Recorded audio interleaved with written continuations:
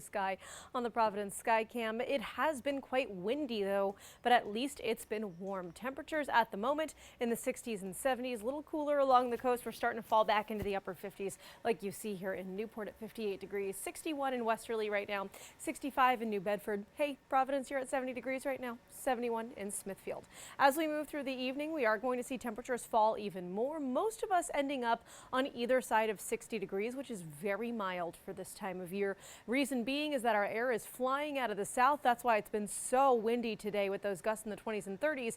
And we also have considerably more cloud cover moving in because of this area of low pressure currently moving through the Great Lakes and the Ohio Valley. Now, this system has been really causing some problems across the country as it's moved. And you can still see that we are on the lookout for severe weather for our friends across the Great Lakes, the Ohio Valley, and back into parts of the Mississippi River Valley as well. You can see not one, not two, but three levels of severe risk. That enhanced risk in the brown here, that bullseye just getting across cities like Cleveland, back up toward Erie and Buffalo as well.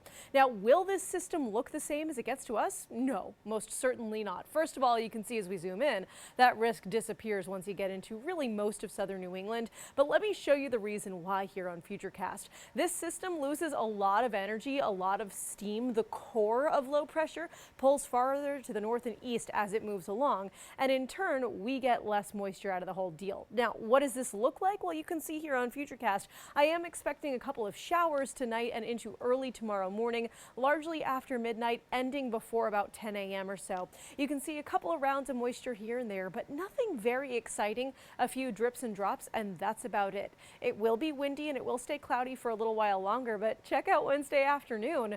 What a nice turnaround as this front leaves us behind. It will continue to be windy on our Wednesday, but overall, the cool air hasn't settled in just yet, so temperatures remain in the upper 60s and low 70s. Taunton, I'm putting you at 71 degrees tomorrow. Smithfield and Bristol at 71 as well. Looking at 72 in Fall River. We take a turn over to folks in Newport and Westerly. You're in the upper 60s tomorrow, 68 and 69 respectively. 72 for New Bedford tomorrow and 72 in Providence. Again, an early morning shower not out of the question. Even as you're getting in the car for your commute, don't be surprised if you see a drip or drop. But the afternoon looks pretty nice. It's just going to be windy and that's about it. Thursday looks solid as well. Now, the cooler air has come in for Thursday, as you can see. Temperatures getting nudged back down into the mid 60s for the most part, even the low 60s and upper 50s along the coast. But here's the thing. This is where we should be this time of year. We've just been super spoiled in the 70s the last couple of days. So 64 with sunshine and less wind, I would call it a win in terms of the forecast.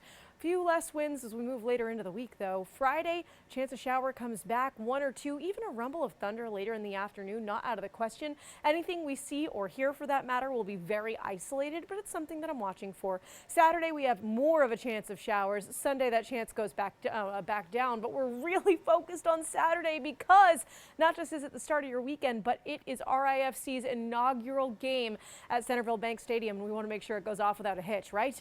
Right. Now, I will say this. We are going to be contending with some rain. Temperatures in the 60s throughout the course of the game. Temperature is not going to be the issue. Rain is going to be the thing we're watching for. It doesn't look like a widespread washout on Saturday, but it is something that we are going to keep an eye on. Now, also keeping an eye on the next few days afterwards. The pattern's pretty unsettled, and you can see I kept a shower or two in the forecast for Sunday, Monday, and Tuesday.